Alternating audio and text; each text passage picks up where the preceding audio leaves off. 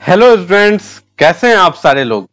उम्मीद करता हूं कि आज का सेशन आप सारे लोगों के लिए बहुत खुशी लेकर आने वाला है, क्योंकि आज के टॉपिक को अगर आप कर लेते हो तो एटलीस्ट 2 क्वेश्चन जेईई मेन में तो कंप्लीटली सिक्योर कर लेते हो, और साथ ही साथ नीट के भी जितने स्टूडेंट्स होंगे जो इस वीडियो को देख रहे होंगे उनको भी बहुत ज्यादा फायदा होगा, क्योंकि वर्क, पावर एंड एनर्जी आप सारे लोग जानते हो कि 1 से 2 क्वेश्चन तो निश्चित ही लेकर आ जाएगा।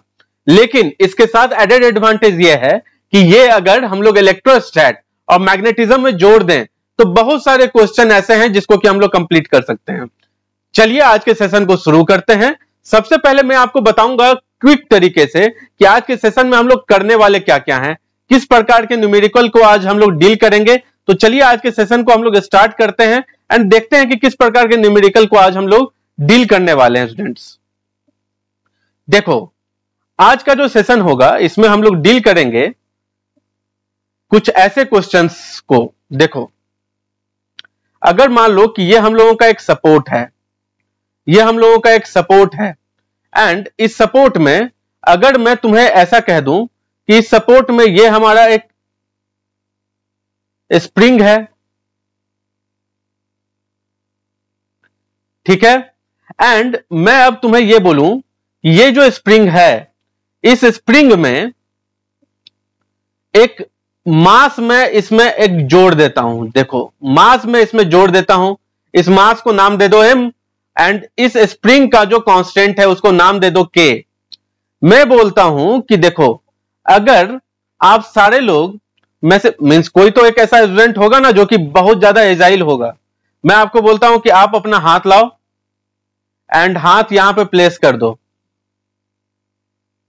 एंड ये धीरे धीरे नीचे आने दो इसको। कुछ समय के बाद आप पाओगे ये कि ये जो सपोर्ट है, इस सपोर्ट से ये जो आपको स्प्रिंग था वो एक्सटेंड होते होते होते होते होते होते होते नीचे आता है, एंड ये हम लोगों का नया पोजीशन ये लेता है। देखो, अगर मैं तुम्हें ये बोल दूं कि ये जो पॉइंट था, ये जो पॉइंट था, ये जो देख रहे हो, ये जो पॉइंट है, ये जो पॉइंट है, इसको मैं तुम्हें बोल देता हूं कि ये हमारा नेचुरल लेंथ है। ये हमारा क्या है? नेचुरल लेंथ है। और फिर मैं तुम्हें ये बोलता हूं कि देखो, ये तो नेचुरल लेंथ है, लेकिन ये जो पॉइंट है ये हमारा यहां से एक्सटेंशन है। तो मैं तुम्हें बोलूंगा कि बताओ इस एक्सटेंशन का वैल्यू क्या होगा यदि मैं धीरे धीरे लाकर इसको किसी एक पॉइंट पर रख दूं। ठीक है स्टूडेंट्स, तो आप लोगों को यहां पर इस चीज का आंसर आ जाता है mg/k। कैसे आता है मैं वीडियो में बताऊंगा आपको, लेकिन ये आंसर आ जाता है mg/k। देन फिर हम लोगों के सामने एक कंडीशन आता है, मैं बोलता हूं कि नहीं, इस बार मैं हाथ नहीं रखने जा रहा हूं नीचे, समझ रहे हो ना, हाथ नीचे में मैं रखने नहीं जा रहा हूं, एंड इस बार मैं क्या करने वाला हूं, इस बार मैं तुम्हें ऐसे ही किसी एक नेचुरल लेंथ के पॉइंट पर छोड़ देता हूं, एंड यहां पर एक ऑब्जेक्ट को लगा दिया, एंड ये ऑब्जेक्ट का मास है m। मैं इसको छोड़ दिया सडनली, ये हमारा रेस्ट पे था इनिशियली, एंड मैं इसको सडनली छोड़ देता हूं, मतलब इसको एक प्रकार से समझ लो ड्रॉप कर दिया। जैसे ही ड्रॉप करेंगे स्टूडेंट्स तो ये नीचे आ जाएगा, एंड नीचे आकर ये किसी एक पॉइंट पर किसी एक कंडीशन पे आएगा जहां हम लोगों को मिलता है क्या? Maximum elongation. क्या मिलता है स्टूडेंट्स? Maximum elongation. तो इसका वैल्यू निकल के आ जाता है x = 2 mg/k। वाओ, एक तरफ आप देख रहे हो क्या? mg/k, एक तरफ आप देख रहे हो 2 mg/k। या आखिर ऐसा क्या हुआ जो दो अलग अलग कंडीशंस में, एक में जब मैं निकालता हूं तो mg/k आता है और एक में निकालता हूं तो 2 mg/k आता है, जबकि we have kept the diagram as similar to what it was earlier, isn't it? So what is the condition that the answer is differing in both the different cases? That all we are going to discuss in today's session. Again, what are the type of numericals which we are going to see again? So let us see. मैं और भी बहुत सारे numericals देखने वाला हूं। देखो, अगर मैं यहां पर ऐसा कह दूं कि ये हमारे पास ऑब्जेक्ट है, यानी कि ये स्प्रिंग जो है ये किसी सपोर्ट सिस्टम से लगा है एंड ऊपर कोई एक ऑब्जेक्ट को मैं रख दिया एंड ये ऑब्जेक्ट जो है वो किसी एक हाइट पर है, ये हाइट h है एंड इसका मास m दिया है। अगर मैं इसको ड्रॉप करता हूं, ये इनिशियली किस में है, रेस्ट में है, यहां पर अगर मैं इसको ड्रॉप करता हूं तो ये एक कंडीशन बताओ जब ये स्प्रिंग के अंदर मैक्सिमम कंप्रेशन आएगा। तो तुम्हें मैं पूछ ये रहा हूं कि बताओ what will be the value of maximum compression. समझ रहे हो, यहां पर बस देखना प्रीवियस स्लाइड में क्या था, मैक्सिमम इलोंगेशन, यहां पर क्या मैं बोल रहा हूं तुम्हें बताने के लिए, मैक्सिमम कंप्रेशन। यानी कि जब जब मैक्सिमम मैक्सिमम कुछ तो आता रहेगा तो हम लोगों को क्या लगाना होगा students, work power and energy. ये सारे क्वेश्चन जो मैं आपको अभी बता रहा हूं ये सारे क्वेश्चन तो रहे स्प्रिंग से रिलेटेड। अब आप बोलोगे सर क्या सिर्फ स्प्रिंग का ही कंडीशन आएगा, मैं बोलूंगा ना ना ना ना ना, ऐसा नहीं है, ऐसा नहीं है स्टूडेंट्स। ऐसा भी क्वेश्चन आ सकता है कि ये अगर टेबल है, इस टेबल के ऊपर कोई तो एक ऑब्जेक्ट रखा है, इस ऑब्जेक्ट का कुछ मास दे दो 10 kg एंड इसके ऊपर कुछ तो फोर्स लगा दो, एफ लगा दो 100 न्यूटन, चलो 100 न्यूटन लगा दिया एंड मैं इसको बोलता हूं ये डिस्प्लेस हो जा रहा है किसी एक पर्टिकुलर वैल्यू मतलब 20 मीटर पे एंड मैं तुम्हें बोलता हूं कि ये ऑब्जेक्ट अब डिस्प्लेस होकर और ये किसी एक ऐसे पॉइंट पर आ गया, यहां पर भी ये इसका मास 10 kg है एंड यहां पर ये ऑब्जेक्ट का जो फोर्स लग रहा है ये 100 न्यूटन है, यानी कि फोर्स क्या है, कांस्टेंट। क्या है स्टूडेंट्स, कांस्टेंट। अगर कांस्टेंट फोर्स लग रहा होगा तो वर्क डन बताओ। और यहां पर एक और कंडीशन में बोल देता हूं, चलो म्यू ले लो 0.4। आया कि नहीं आया मजा, मैं तुम्हें बोल रहा हूं कि चलो अब बताओ कि ये क्या होगा। अब मैं तुम्हें एक और चीज बोलता हूं, चलो अगर ये 20 मीटर पे आ गया तो बताओ फाइनल वेलोसिटी इस ऑब्जेक्ट का क्या होगा। तो मैं तुम्हें क्या बताना चाह रहा हूं कि अलग अलग कंडीशंस में हम लोगों को कहीं पे फाइनल वेलोसिटी पता करना होता है, कहीं पे हम लोगों को मैक्सिमम इलोंगेशन पता करना पड़ता है, कहीं पे नॉर्मल इलोंगेशन पता करना पड़ता है। इस प्रकार से वेराइटीज ऑफ क्वेश्चंस है जिसको कि हम लोग वर्क पावर एंड एनर्जी में डील करते हैं। तो आइए इस सेशन को शुरू करते हैं एंड आज के सेशन को थोड़ा मजेदार बनाने के लिए इन सारे पीवाईक्यूज को आज हम लोग डील करने जा रहे हैं। तो शुरू से लेकर अंत तक इस सेशन को जरूर देखते रहिएगा। मैं हूं नितेश रंजन, आप लोगों के सामने प्रेजेंट कर रहा हूं आज का chapter which is work power and energy. Let us start the session with some smiling face. Okay great, चलो। So we are, first of all, we are dealing with work, power and energy.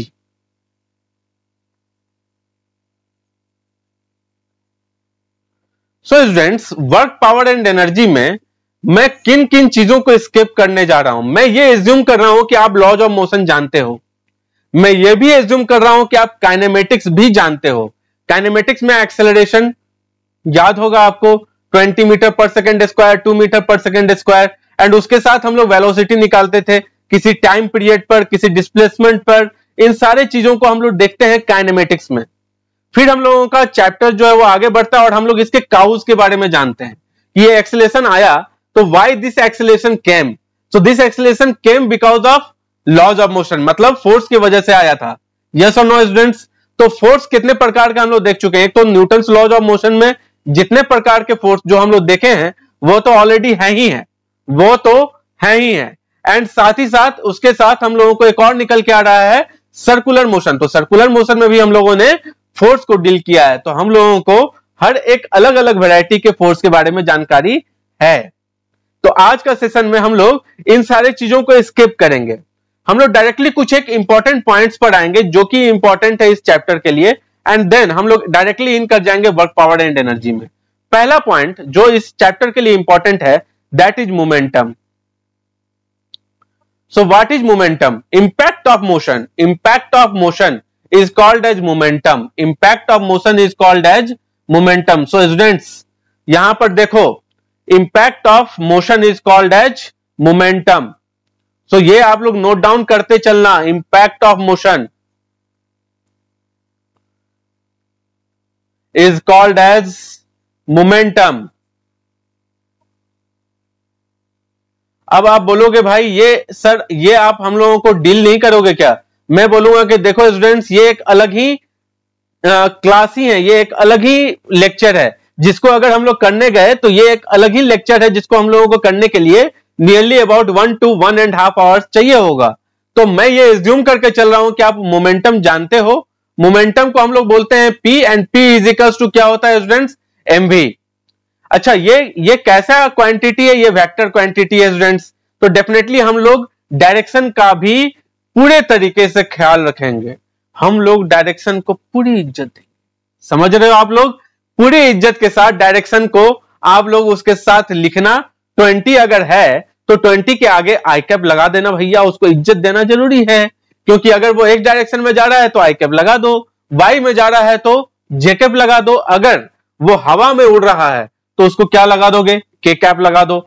Very good, समझ में आ रहा है ये चीज? तो मैं तुम्हें बोलूंगा कि इसका ऐसा यूनिट क्या होता है स्टूडेंट्स? तो इसका ऐसा यूनिट होता है क्या? बता दो बता दो बता दो जल्दी से। Yes, KG metre per second. Very good, KG metre per second. इसके अलावा एक और चीज जो चाहिए होगा हम लोगों को वो है काइनेटिक एनर्जी। मैं ये आप लोगों को जो सेशन ले रहा हूं, इस सेशन में आप लोगों को मैं एज्यूम करके चल रहा हूं कि आप लोग काइनेटिक एनर्जी जानते हो, आप लोग मोमेंटम जानते हो, एंड इसके आगे हम लोग वर्क एनर्जी स्टार्ट कर रहे हैं। फिर से वन अगेन दिमाग में अपने डाल लो, मैं क्या बोल रहा हूं? आप लोग वर्क एनर्जी नहीं जानते हो, लॉज ऑफ मोशन जानते हो, एंड काइनेमेटिक्स भी जानते हो, ये मैं एज्यूम करके चल रहा हूं।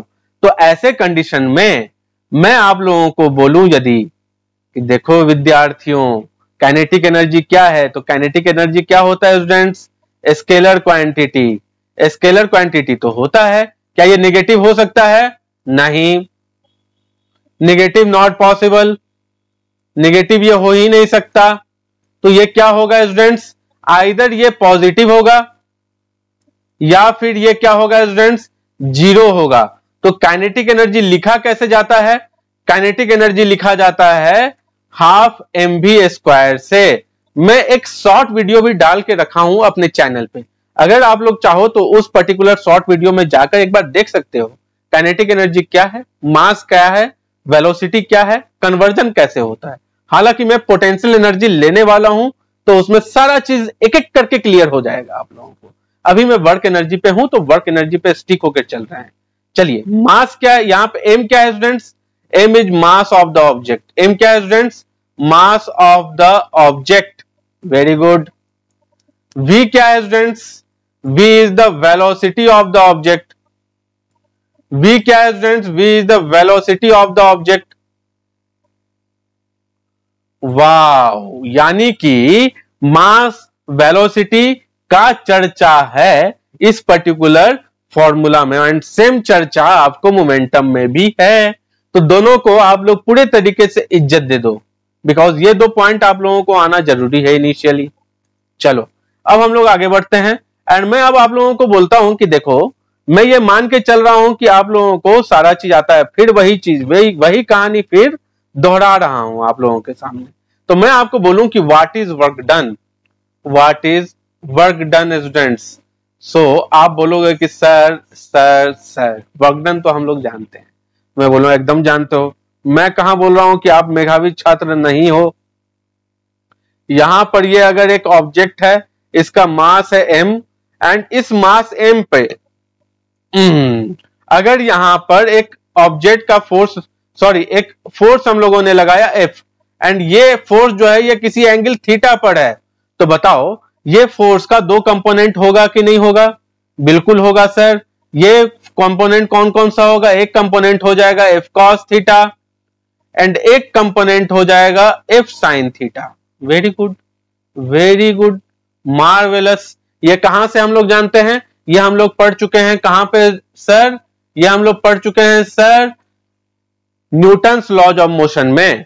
अब आप बोलोगे कि वर्क डन क्या है? सर अभी तक आपने वर्क डन के बारे में नहीं बताया। मैं बोलूंगा अगर हम लोग कोई भी फोर्स लगाते हैं और वो फोर्स अगर किसी एंगल थीटा पे लगता है, एंड फोर्स लगाने की वजह से यदि वस्तु विस्थापित हो जाती है, अपने स्थान को छोड़ देती है, विस्थापित हो जाती है किसी पर्टिकुलर वैल्यू से, जिसको हम लोग नाम दे रहे हैं डिस्प्लेसमेंट S, तो मैं ये कहूंगा कि वर्क डन हमने किया, कार्य संपन्न हुआ। नहीं समझे, है ना? चलो मैं फिर से बताता हूं। What is work done? When the force will be applied on any object and the object will get displaced from its original position, then we are going to say that work has been done. Clear? चलो, master ने अंग्रेजी बोला। चलो अब ये start किया। यहां पर एस क्या है ये स्टूडेंट्स? ये हमारा है डिस्प्लेसमेंट। ये क्या है स्टूडेंट्स? डिस्प्लेसमेंट। Very good. अब मुझे बता दो ये चीज कि अगर ये डिस्प्लेसमेंट छोटू सा होगा, डीएस होगा, तो क्या छोटू सा वर्क डन निकलेगा? डीडब्ल्यू। डीडब्ल्यू क्या होगा स्टूडेंट्स? डॉट प्रोडक्ट होगा एफ डॉट डीएस का। आप बोलोगे कि ये एफ क्या है सर, ये डीएस क्या है? आप बोलो ना बोलो, मैं ही आपसे पूछने जा रहा हूं।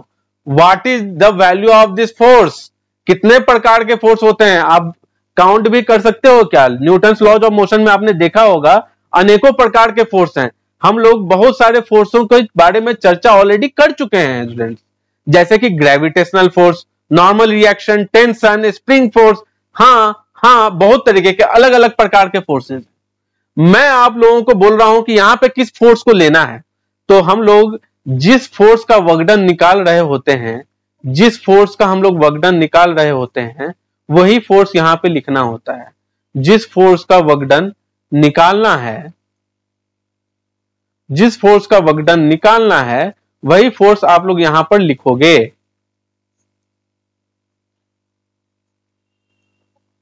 Clear? Clear students? And what is this displacement? देखो स्टूडेंट, एक चीज बहुत ही ज्यादा क्लियरली, वन चीज इंग्लिश में बोल रहा हूं। देखो डिस्प्लेसमेंट के बारे में यहां पे जो लिखा हो ना, DS, what is this DS? देखो, the displacement which we have been representing it here is what? So this displacement is nothing but the displacement of the center of mass. Clear? But the thing is what? That in this particular chapter, if we are not assuming that we have been taught center of mass, then what we are going to consider that all the objects which are existing on the earth are all the particle and not the object.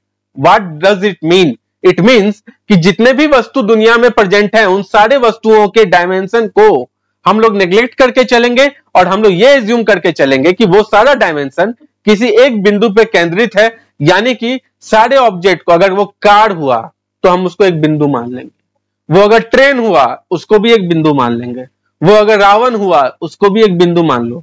तो सारे चीजों के अगर dimension को neglect मार दोगे तो हम लोग उसको एक पॉइंट मान लेते हैं। और अगर पॉइंट ऑब्जेक्ट मान के चल रहे हो तब आप लोग कहला रहे हो क्या? वैसे स्टूडेंट जिसको कि सेंटर ऑफ मास की कोई जानकारी नहीं है। अब हम लोग डायमेंशन के बारे में कब पढ़ते हैं? सेंटर ऑफ मास के बाद।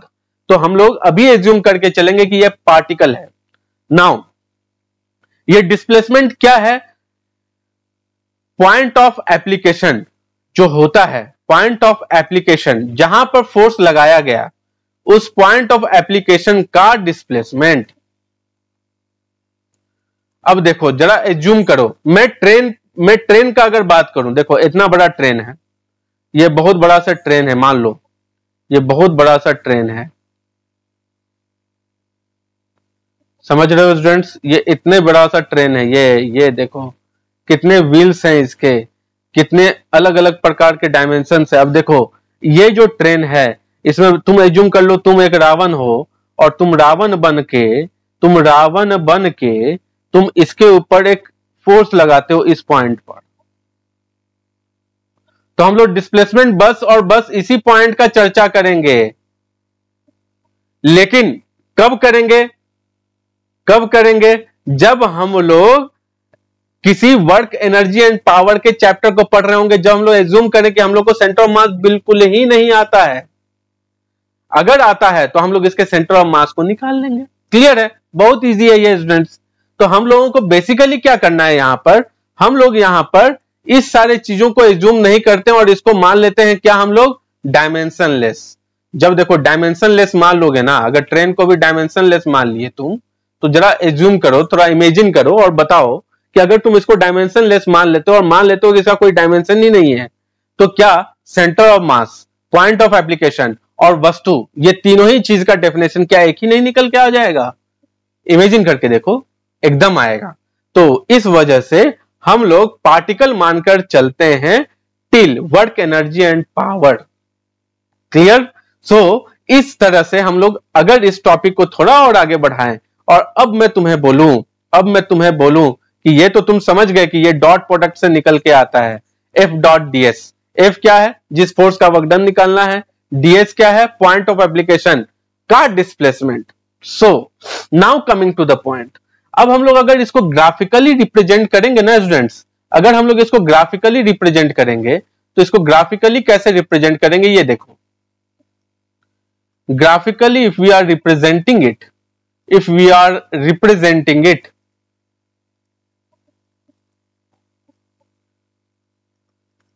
then तब क्या होगा? अगर हम लोग ग्राफिकली इसको रिप्रेजेंट करते हैं तो क्या होगा? देखो देखो देखो, अरे देख भी लो, देखो graphically if we are representing it, then ये हम लोगों का फोर्स का एक्सिस, यह हम लोगों का डिस्प्लेसमेंट का एक्सिस, यह हम लोगों का फोर्स का एक्सिस, यह हम लोगों का डिस्प्लेसमेंट का एक्सिस।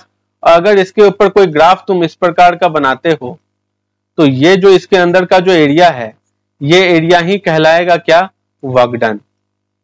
ये एरिया ही क्या कहलाएगा स्टूडेंट्स? Work done. अच्छा, वर्क डन बाय व्हाट? जिस फोर्स को तुम वाई एक्सिस पे रिप्रेजेंट किए हो ना, यानी कि जिस फोर्स को तुम वाई एक्सिस पे रिप्रेजेंट किए हो, जिस फोर्स को वाई एक्सिस पे रिप्रेजेंट किए हो,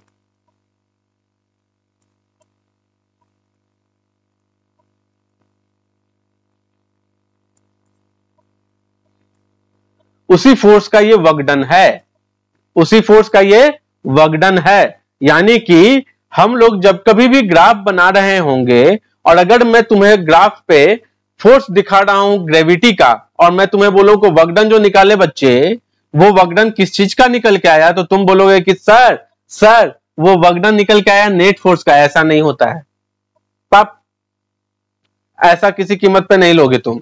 वो तुम क्या करोगे? वर्क डन जो निकल के आया है वो उसी फोर्स का निकल के आएगा जो फोर्स तुमने वाई एक्सिस पे रिप्रेजेंट किया है। Are you getting my point?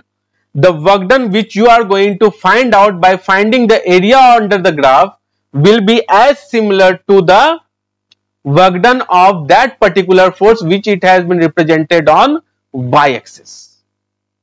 Clear? तो इस चीज के आधार पे मैं अगर तुम्हें बोलूंगा कि यहां पे चला बता दो, यहां पे चला बता दो कि वर्क डन का क्या परिभाषा आया, तो मैं तुम्हें बोला वर्क डन जो लिख रहे थे हम लोग स्टूडेंट्स, वो एफ डॉट डीएस था क्या? एकदम था सर, एकदम था सर। तो मैं तुम्हें बोलूंगा कि बताओ अब क्या मैं इंटीग्रेट कर सकता हूं दोनों तरफ? Integrating both the sides, integrating both the sides, वही कहानी फिर एक बार, इंटीग्रेटिंग बोथ द साइड्स। ये हम लोगों को निकल के क्या आएगा students? Work done is equals to, यानी कि D W is equals to integration of D W is equals to force बाहर कर दो, डीएस अंदर कर दो। अब तुम बोलोगे कि सर फोर्स बाहर क्यों किए? ये तब का कहानी है जब ये कांस्टेंट फोर्स है, ये तब का कहानी है जब ये कांस्टेंट फोर्स है, तब हम लोग फोर्स को बाहर कर सकते हैं, डीएस अंदर कर देंगे, एंड ये जो रिप्रेजेंट कर रहे हैं ये 0 से लेकर एस तक का कहानी है। Clear students? समझ में आ रहा है आप सारे लोगों को? अगर समझ में आ रहा हो तो जल्दी से कमेंट बॉक्स में लिख दो लाजवाब सर। Thank you. अगर आप लोगों को ये सवाल, ये सारा चीज समझ में आ रहा है तो आप लोग बने रहिए इस टॉपिक के साथ। लास्ट आते आते तक आपको बहुत अच्छे अच्छे न्यूमेरिकल्स दिखाने वाला हूं मैं। अभी तो ट्रेलर है दोस्तों, मूवी तो आने वाली है। चलो, यहां पर डी डब्ल्यू निकल के आ गया क्या? D W is equal to F DS, and F क्या है स्टूडेंट्स? कांस्टेंट। तो डीएस को अगर आप इसमें मल्टीप्लाई करते हो और डीएस को अगर इंटीग्रेट कर देते हो तो आप लोगों के पास वैल्यू निकल के आएगा वर्क डन का, and work done will be represented as W is equals to F dot S, right? तो आप लोग इसको लिख दो, area under the curve, area under the curve, area under the curve, ये आपको क्या देगा स्टूडेंट्स? ये आपको दे देगा वर्क डन। ये आपको क्या दे देगा students? Work done. Clear? Clear? चलो, उम्मीद करता हूं कि आप सारे लोगों को ये पॉइंट समझ में आया होगा। चलो अब हम लोग आगे बढ़ते हैं। अब देखो, अब क्योंकि अब हम लोग डॉट प्रोडक्ट का कहानी देख रहे थे, यहां पे डॉट प्रोडक्ट देख रहे थे कि नहीं देख रहे थे? एकदम देख रहे थे सर। तो डॉट प्रोडक्ट का कहानी थोड़ा सा समझ लो। ये क्यों समझोगे? इसलिए समझेंगे सर क्योंकि बहुत सारे अच्छे अच्छे क्वेश्चंस में हम लोगों को यही जो पॉइंट अभी जो मैं आपको बताने जा रहा हूं, यही आप लोगों के न्यूमेरिकल्स को थोड़ा आसान बनाने का काम करेगा, थोड़ा आसान बनाने का काम करेगा। क्लियर? देखो यहां देखो, अगर मैं तुम्हें बोलता हूं कि ये हमारा एक ऑब्जेक्ट था, मास m था, एंड इसके ऊपर ये फोर्स लग रहा था F, और ये ऑब्जेक्ट यहां से यहां पर डिस्प्लेस हो गया स्टूडेंट्स, ये यहां से यहां डिस्प्लेस हो गया स्टूडेंट्स। तो मुझे बताओ कि यहां पर दो कंपोनेंट फोर्स का निकल के आया था कि नहीं आया था? यस सर आया था, यस सर आया था। वो दो कंपोनेंट कौन कौन सा था स्टूडेंट्स? एक कंपोनेंट तो था sir F cos theta, and एक कंपोनेंट था सर F sin थीटा। तो मैं तुम्हें बोलूंगा कि स्टूडेंट्स ये बताओ कि वर्क डन क्या होगा? तो तुम बोले कि sir F cos theta into S। क्या यही वर्क डन है सर? मैं बोलूंगा एकदम सही पकड़े तुम। F cos थीटा क्या है? Component of force along displacement. या तुम ऐसा करो कि तुम कंपोनेंट निकाल दो फोर्स का डिस्प्लेसमेंट के along, या फिर डिस्प्लेसमेंट का कंपोनेंट निकाल दो फोर्स की तरफ। यानी कि देखो यहां पे सेम डायग्राम में अब दूसरे कलर में बना रहा हूं, इस बार ब्लॉक अलग कलर में बनाऊंगा और फोर्स सेम कलर में बना दूंगा। चलो देखो, यहां पे हम लोगों का डिस्प्लेसमेंट है, इस तरफ क्या डिस्प्लेसमेंट है? Yes sir. एंड हम लोगों के पास इस तरफ क्या था बता दो? इस तरफ हम लोगों का था क्या? Force F। और ये क्या बना रहा था दोस्तों? ये क्या बना रहा था? थीटा एंगल बना रहा था इसके साथ। अब जरा मुझे ये बता दो, ये S को अगर मैं रिजॉल्व कर दूं फोर्स के अलोंग, तो क्या ये इस तरफ ऐसे नहीं आएगा? S cos थीटा एकदम आएगा सर। तो यही चीज मैं तुम्हें बता रहा हूं कि या तो तुम लिख दो F into S cos theta, यानी कि component of displacement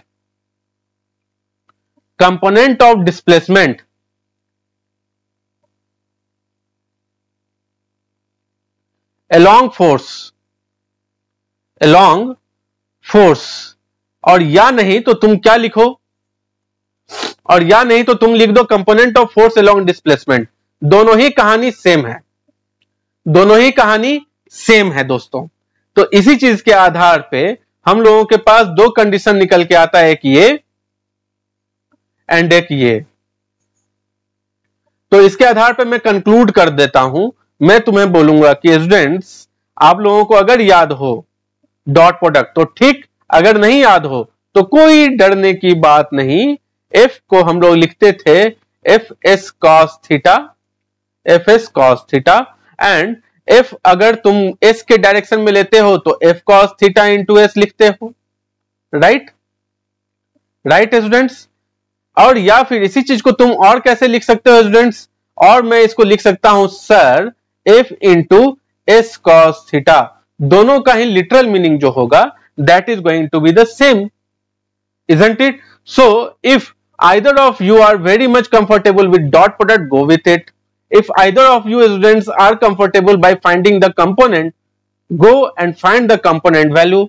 So either of the component may work in this particular formula. This is the conclusion of what I was teaching you in the previous slide. Right?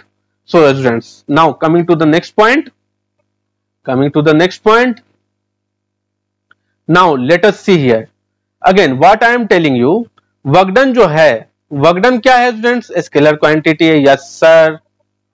तो आप तो बोले थे sir कि scalar quantity जो है वो negative नहीं हो सकता है। मैं बोलूंगा हाँ, मैं तो बोला था काइनेटिक एनर्जी में। यहां पर सर क्या वर्क डन जो है वो पॉजिटिव निगेटिव जीरो होगा? मैं बोलूंगा हाँ, यहां पर ये पॉजिटिव भी होगा, निगेटिव भी होगा एंड जीरो भी होगा।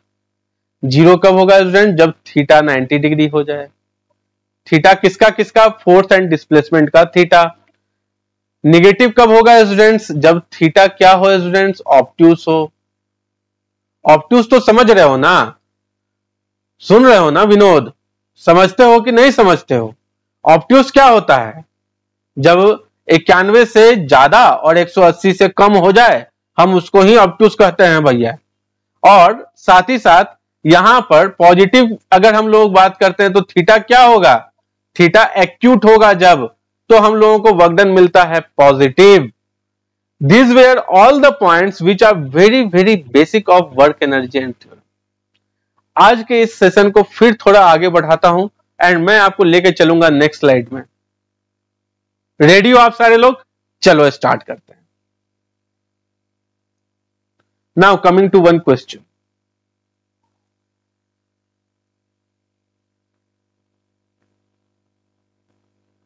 देखो अब मैं तुम्हें क्वेश्चन बता रहा हूं एक, इस क्वेश्चन से थोड़ा मुझे बताओ कि वर्कडन क्या होगा। देखो यह हम लोगों के पास एक मास है, यह हम लोगों का मास दिया है 2 kg, इसके ऊपर हम लोगों ने फोर्स लगाया, ये फोर्स हम लोगों ने कितना लगाया? 100 न्यूटन। एंड ये यहां से डिस्प्लेस होकर और ये किसी एक पर्टिकुलर पॉइंट पर आ गया है। एंड ये जो पॉइंट है, ये जो पॉइंट है, ये जो पॉइंट है,